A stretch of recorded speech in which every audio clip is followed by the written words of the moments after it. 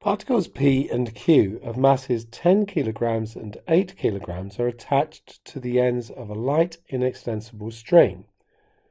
The string passes over a light, smooth, fixed pulley, with P lying on a smooth horizontal surface and Q hanging freely.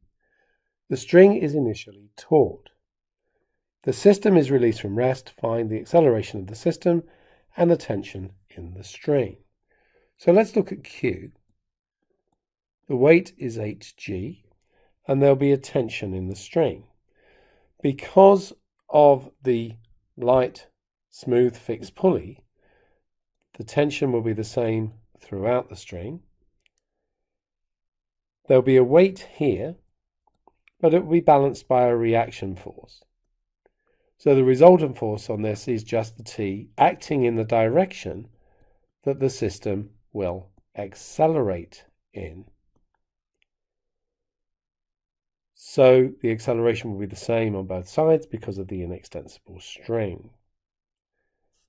So if we look at the situation at Q, the resultant force is 8g minus T, and that's going to be equal to ma. If we look at P, the resultant force is just T, and that's going to be equal to ma. So if we add equations 1 and 2, then the T's cancel and I get 8g is equal to 18a. And so A is going to be 4g over 9 meters per second squared.